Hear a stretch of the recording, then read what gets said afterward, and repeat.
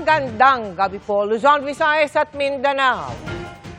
Agad-agad na magko-convene ang Senado bilang impeachment court pagkatanggap ng articles of impeachment mula sa Kamara. Para kay Senate President Tito Soto, isang araw matapos ang transmittal ng reklamo, ang ibig sabihin ng forthwith. Nagpulong na kanina ang mga senador para sa posibleng paglilitis na ila-livestream at magiging bukas sa publiko.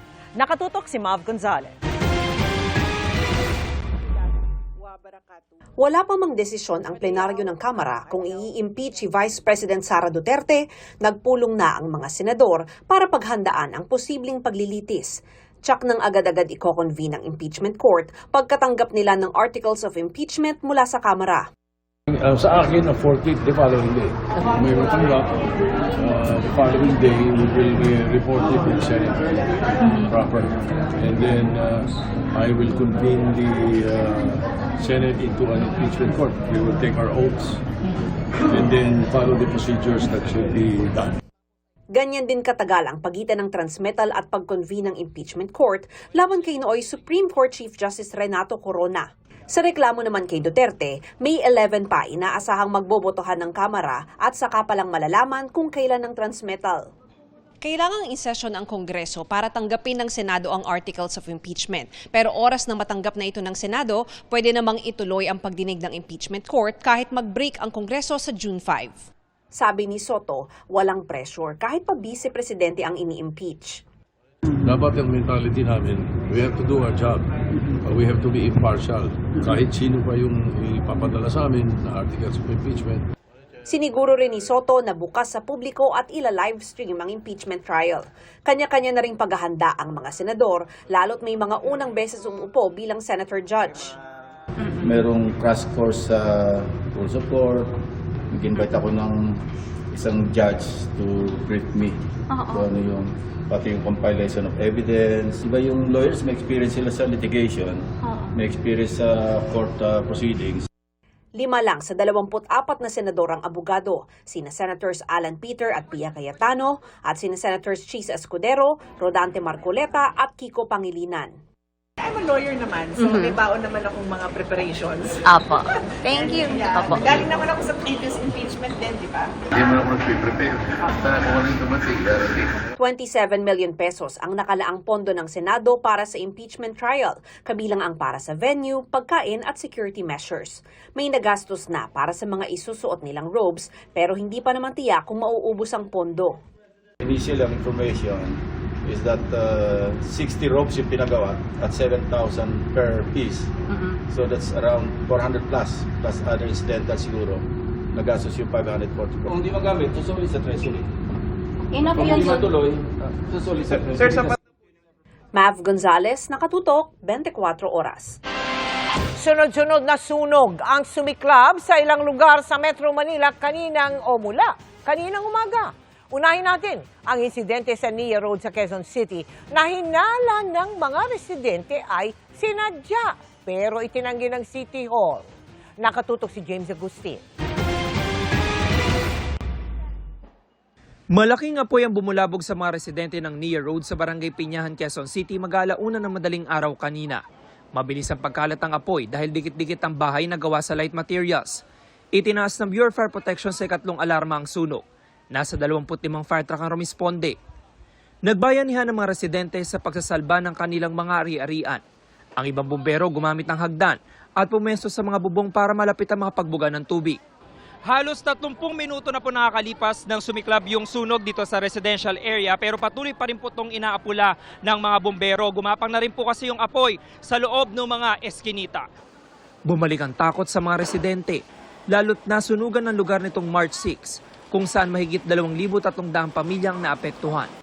Si Rosie bukod sa bahay natupok din ang sari-sari store. Paglabas ko ng tindahan, ang laki na ng apoy. Ang senior citizen na si Luz Biminda, iilang gamit ang naisalba. Hindi na kami makapasok nga. Takbo na lang ng mga bata, yung ito nga, saka yung mga damit.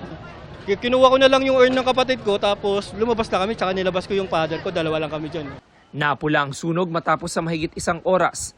Ayon sa BFP, tinatayang nasa 15 bahay ang natupok. Sa tala ng barangay, 71 pamilyang naapektuhan. Inimbestigahan din ng sanhi ng apoy. Sa initial investigation po ng ating mga investigador, galing po sa isang partially damaged na bahay yung nasunog noong nakaraan, pero walang nakatira, bakante. And wala ring supply ng kuryente. Tingin ng ilang residente sinadya umano ang sunog. Kamakailan binigyan raw sila ng hanggang May 30 ng local government para umalis dahil tatayuan ng vertical housing ang lugar. Papavolunteer na nga sana kami itong may usapan na kami diyan sa City Hall. Nagulat na lang kami, biglang nasunog. Pumayag na kami nung meeting namin na aalis kami. Oh, tapos kailangan pa ganyanin kami. Hindi naman sang-ayon ng mga taga-barangay sa hinala ng mga residente. Wala namang nananay dyan. Hindi pa namin alam kung ano talaga yung pangyayari. Ongoing investigation pa po tayo. Alamin po natin yung kung ano po yung katotohanan sa na sinasabi na ganyan, na sinadya. Sa isang payag, sinabi ng QCLGU na ikinalulungkot nito ang nangyaring sunog. Wala raw batayan ng aligasyon na sinadya ang sunog, lalo't lumalabas sa paunang investigasyon ng BFP na pagsusunog ng tanso sa abandonadong bahay ang sanhi ng apoy. Bago pa raw mangyari ang sunog, nakipagpulong na ang LGU sa mga pamilya at ipinaalam sa kanila mga tulong sa pagiging benepisyaryo ng pabahay sa NIA. James Agustin, Nakatutok, 24 Oras. Mga kapuso, nag-iba man ng itsura, walang taka sa pulisya ang car sales agent. Nasangkot umano sa labas kasa carnapping scheme at kasabwat ng isa pang ibinalita namin kamakailan na ng biktima ng call center agent. Narito ang eksklusibo kong pagtulong. Makaraang isangkot sa carnapping at masibak sa pinapasukang car dealership. Nagparetoke umano ang suspect na si alias Erica. Kaya ganito ang itsura ng mahuli ng pulisya kamakailan. Tubong San Pedro, Laguna ang suspect pero nahuli siya ng PNP Highway Patrol Group sa Muntinlupa kung saan umano siya nagtago. Ayon sa pulisya, si alias Erica na isang car agent. Ang kontak ni alias Kat na nahuli kamakailan matapos isangkot sa carnapping modus na kung tawagi labas kasa. Magpapakilala kuno na magiging kliyente, magbabayad ng down payment, and afterwards, nanakawan nila yung sasakyan. Si Erica Puno ay kasama po mismo sa labas kasa and pasalo scheme. Siya po mismo din yung kumukuha or naghahanap or nagche-check sa internet or social media platform ng mga kababayan po nating nagpo-post nito pong kanila pong mga sasakyan. Ang target daw ng grupo, mga call center agent. Kapalit ng 10,000 pesos, hihingan nila ng ID at iba pang requirements sa mga biktima. At ito ang kanilang ipapasa for approval sa financing sa kasa. Sa oras na mailabas na ang kotse, hindi na nila babayaran ang buwan ng hulog at tatangayin na nila ang sasakyan. Kabilang sa nabiktima na iniulat din namin kamakailan si alias Ivy. Nakausap pa raw niya ang mga suspect nang hanapin niya ang sasakyang nakapangalan sa kanya. Sa kanya nga daw po yung sasakyan at ang huling sabi niya po, ang gumagamit daw po ay pulis. Ayaw niya pong ibalik. Siguro ang sabi niya po, magkita daw po kami sa Lipa, Batangas para daw ipamilyakin yung taong nagbigyan ng sasakyan. Takot po ako, sir, baka mamaya hindi naman pala totoong may taong gumagamit. Pinaghahanap na rin ng HPG ang ikatlong suspect na babae na sabit sa modus na ito. Nagparetoke na umano ito at sinasabing iba na rin ang itsura ngayon. Panagutan po nila yung mga ginawa nila at the same time po, maibalik sana po yung sasakyan kasi po everyday pa rin po may pumupunta sa bahay. Patuloy namin sinisikap na makuha ng panig ang mga suspect. Hindi po biro ito. Ang kanila pong operation or area po ng kanilang operation, 2 rehiyon po ang kanila pong pinaglalaro. 100 million na. 100 million pesos yung worth ng kanilang mga nakukuha ng mga sasakyan or mga nilalabas sa sasakyan. Emil Sumangil, Nakatutok, 24 Oras. Sa gitna ng limitadong impormasyon tungkol kay Zaldico, may malamang na tanong ang Pangulo sa French Ambassador nang magpulong sila.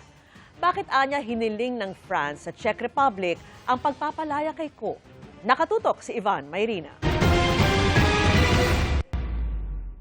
Magkahiwalay na pinulong ni Pangulong Bongbong Marcos ang Chargé d'Affaires ng Czech Republic na si Eva Tenzin at si French Ambassador Marie Fontanelle.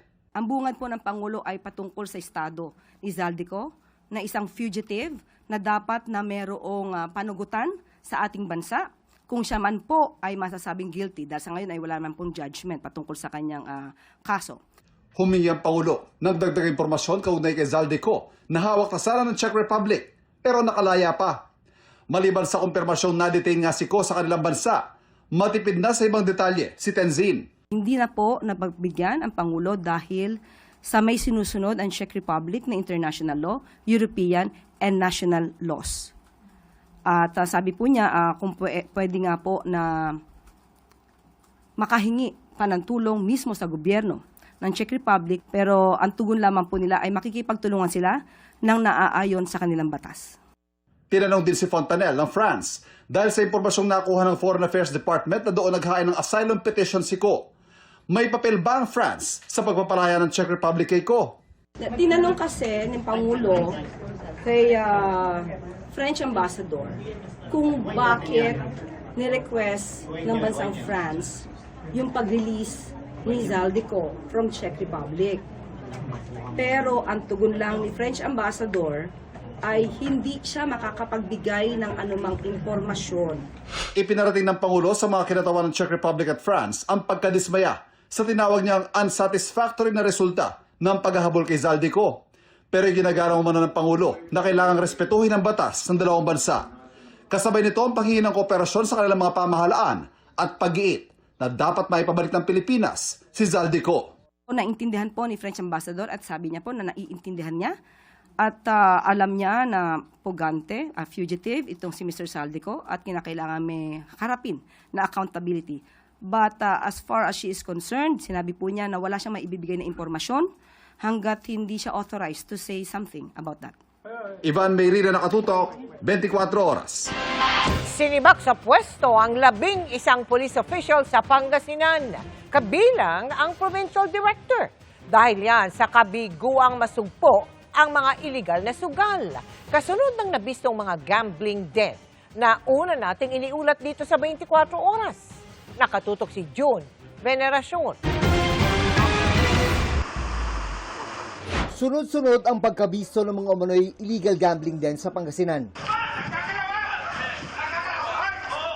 Bukod sa bayan ng Manawag, may mga nireiding pasugalan sa mga bayan ng Rosales, Urdaneta at Calasiao at sa lungsod ng San Carlos. Kaya 11 opisyal ng pulisya sa probinsya ang sinibak sa pwesto, kabilang ang provincial director at 8 chief of police. Ang NBI raids po na nabanggit po nyo, ito po ay isa lamang sa kadahilanan na magpapatunay na may kakulangan yung ating mga opisyal po roon. Ayon sa PNP, hindi nakuha ng mga opisyal ang target nilang operational accomplishment, kabilang ang kampanya kontra illegal na sugal. Nailipat na sila ngayon sa Personal Holding and Accounting Unit, na bagsakan ng mga pulis na walang hawak na pwesto. May kinakaharap din sila ngayong administrative case. Hindi po sila talaga totally zero, ngunit sila po ay nagkulang doon sa mga operational target nila kaugnay po ng nasabi ko sa akin po. May hiwalay na case build-up naman ng PNP Internal Affairs Service o IAS tungkol sa illegal gambling operations sa Pangasinan. Nakatanggap ng report ang IAS na merong whistleblower na gustong magkanta ng mga alam niya sa operasyon ng weteng. Baka sa pag-uusap namin, magkaroon ng linaw kung sino-sino ba sinasabi niya mga protector nitong illegal gambling or wetting operations dyan sa Pangasinan. Pinapahanap na siya ng IAS para makatulong sa kanilang investigasyon. Nagbabala naman ang PNP sa iba pa nilang field commander na masisibak din sila sa pwesto kapag nagkulang ang kanilang mga accomplishments sa paglaban sa krimen. Kabilang na dito ang pagsugpo sa illegal na sugal. June Veneracion, Nakatutok, 24 Oras. Sinibak sa pwesto ang 11 police official sa Pangasinan, kabilang ang provincial director. Dahil yan sa kabiguang masugpo ang mga illegal na sugal. Kasunod ng nabistong mga gambling den na una nating iniulat dito sa 24 Oras. Nakatutok si June Veneracion. Sunod-sunod ang pagkabisto ng mga umano'y illegal gambling den sa Pangasinan. Bukod sa bayan ng Manawag, may mga nireiding pasugalan sa mga bayan ng Rosales, Urdaneta at Calasiao at sa lungsod ng San Carlos. Kaya 11 opisyal ng pulisya sa probinsya ang sinibak sa pwesto, kabilang ang provincial director at 8 chief of police. Ang NBI raids po na nabanggit po nyo, ito po ay isa lamang sa kadahilanan na magpapatunay na may kakulangan yung ating mga opisyal po roon. Ayon sa PNP, hindi nakuha ng mga opisyal ang target nilang operational accomplishment, kabilang ang kampanya kontra iligal na sugal. Nailipat na sila ngayon sa Personal Holding and Accounting Unit, nabagsakan ng mga pulis na walang hawak na pwesto. May kinakaharap din sila ngayong administrative case. Hindi po sila talaga totally zero, ngunit sila po ay nagkulang doon sa mga operational target nila kaugnay po ng nasabi ko sa akin po. May hiwalay na case build-up naman ng PNP Internal Affairs Service o IAS tungkol sa illegal gambling operations sa Pangasinan. Nakatanggap ng report ang IAS na merong whistleblower na gustong magkanta ng mga alam niya sa operasyon ng Weteng. Baka sa pag-uusap namin, magkaroon ng linaw kung sino-sino ba sinasabi niya mga protektor nitong illegal gambling or wetting operations dyan sa Pangasinan. Pinapahanap na siya ng IAS para makatulong sa kanilang investigasyon. Nagbabala naman ang PNP sa iba pa nilang field commander na masisibak din sila sa pwesto kapag nagkulang ang kanilang mga accomplishments sa paglaban sa krimen. Kabilang na dito ang pagsugpo sa iligal na sugal. June Veneracion, Nakatutok, 24 Oras. Para sa kampo ni Vice President Sara Duterte, pili lamang at splice sa mga video na iniharap sa kamera kaugnay ng banta umano ng bise sa Pangulo at sa iba pa. Dadalo naman kung kinakailangan ng bise sa impeachment trial. Nakatutok si Marisol Abdurrahman. Kung umabot nga sa paglilitis sa Senado ang impeachment complaint laban kay Vice President Sara Duterte, tiniyak ng kanyang defense team na dadalo doon ang bise kung kailangan. Yun naman pong sa Senado, definitely magpa-participate tayo doon, no? Kaya talagang trial yun eh. So the defense team will be there, of course the prosecutors will be there. Yung mismong presence ng Vice President, of course it will depend on what the incident is for that trial date, no? Kung kinakailangan na nandun siya. Matatanda ang hindi sinipot ni Duterte ang mga pagdinig ng House Committee on Justice dahil kinikwestiyon nila ang prosesong ginawa ng komite. Pero ayon din kay Attorney Michael Powa, maaari pa rin nilang questionin sa Korte Suprema kung may makita silang proseso sa Senado na hindi naaayon sa saligang batas. Pero pag may nakita tayong mga bagay na mali sa proseso constitutionally, I think duty din naman namin, no, na dumulog sa Supreme Court para magkaroon ng ruling, not just for the Vice President but for all impeachable officers in the future. Kapag pinatay ako, patayin mo si BBM? Kahapon, sinabi ng NBI na ang ginawa raw na pagbabanta umano ng bise sa Pangulo at iba pa ay maituturing na sedition at grave threat. Tukoy na rin umano ng NBI ang assassin na kinausap ng bise. Sa isang pahayag, sinabi ng abogado ng bise sa reklamong isinampa ng NBI na nakita sa pagdinig ang kakulangan ng akusasyon laban sa bise. Pili daw ang mga ebidensyang ipinanisinta at ang video ay spliced. Hindi pinansin ang konteksto ng mga pananalita ng bise at ang opinyon ay itinuring na facts. Ang hula ay inilatag na resulta ng investigasyon. Hindi raw ito maaaring maging basihan sa pagsasabing may probable cause at lalong hindi para sabihing may prima facie case laban sa bise na may reasonable certainty of conviction. Dagdag ni Attorney Powa. Meron bang krimen sa mga pahayag ng ating Vice Presidente, di ba? Hindi yung may assassin or whatnot. That is probably their position and we would respect that position, of course.